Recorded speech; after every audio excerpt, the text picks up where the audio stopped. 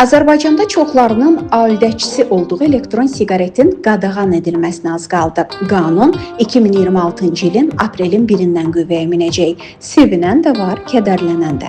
Sevinənlər ilk növbədə adi siqaret satanlardır. Çünki elektron siqaretdən məhrum olanlar keçmişə qayıdıb dədə-baba tütündən istifadə edəcək. Onların da gəliri artacaq. Kədərlənənlər isə elektron siqaretə alidə olanlar və bu siqareti satanlardır. Bəs elektron siqaret alüdəçiliyi necə əmələ gəldi? Elektron siqaret təzə-təzə satılmağa başlayanda əsl siqaret çəkənlər arasında şayə yayılmışdı ki, bəs bu siqaret o birindən zərərsizdir. O zəhəri ağciyərimizə çəkməkdənsə elektron siqareti xoruldatsaq daha yaxşıdır. Siqaret çəkənlər ordusu bu şayəyə inanmışdı və elektron siqaret bazarı beləcə genişlənmişdi. Sonradan elektron siqaret həm də dəbə mindi. Hətta yeniyetmələr də bu bəlaya meyl etdilər. Əslində isə elektron siqaret mənfi təsirinə görə əsl siqaretdən heç də geri qalmır. Elektron siqaret nədir? Hansı detalları var? Cihaza nələr daxildir kimi suallar ilə vaxtınızı almayacağıq. Demək olar ki, hər kəs görüb. Gəlin əsas suala vaxt ayıraq. Elektron siqaretin sağlamlığa zərərləri nələrdir?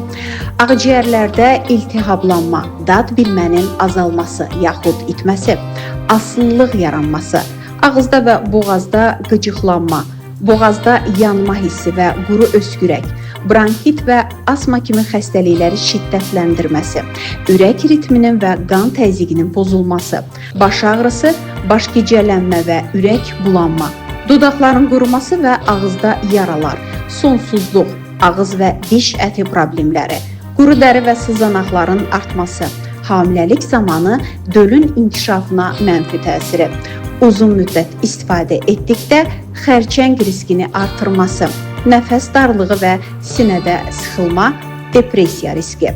İndi isə gəlin elektron siqaretin zərərli tərəfləri ilə bağlı bəzi məqamlara diqqət edək.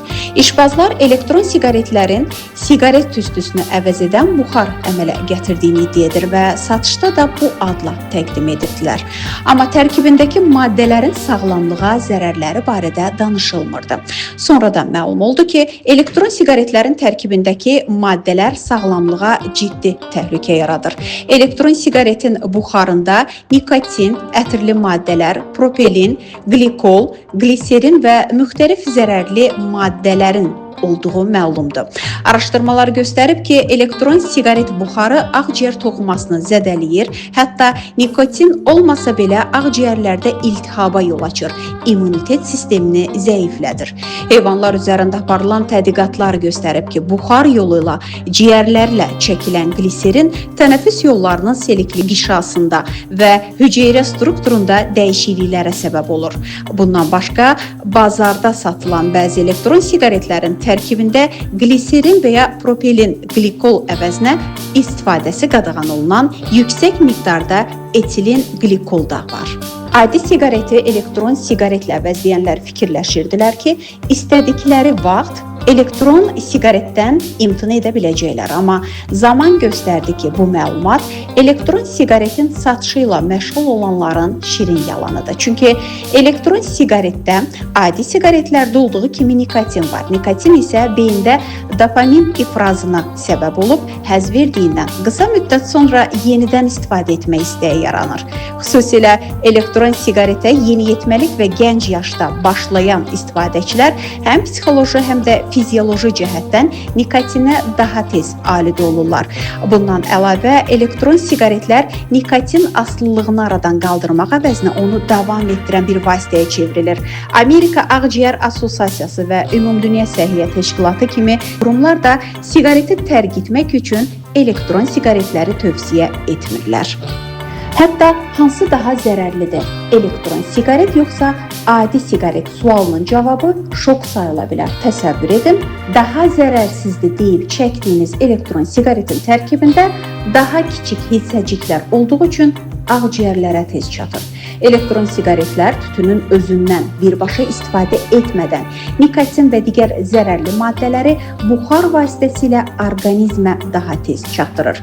Tütün əvəzinə bu cihazlarda soyuq buxar üsulu ilə buxarlanan və ağızdan ağciyərlərə inqalyasiya edilən maye var.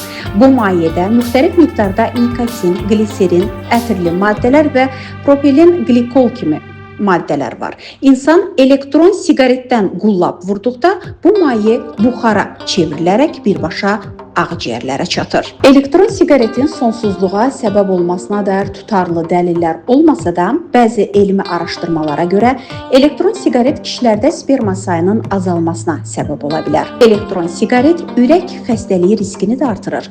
Buna səbəb tərkibindəki nikotin və digər zərərli maddələrdir. Kardioloqlar bildirir ki, elektron siqaretdən istifadə edən insanlarda koronar arteriya və infarkt riski daha yüksəkdir. Bir elektron siqaretdə nə qədər nikotin var? Bir elektron siqaret qutusundakı nikotinin miqdarı 20 siqaretin tərkibində olan nikotinə bərabərdir.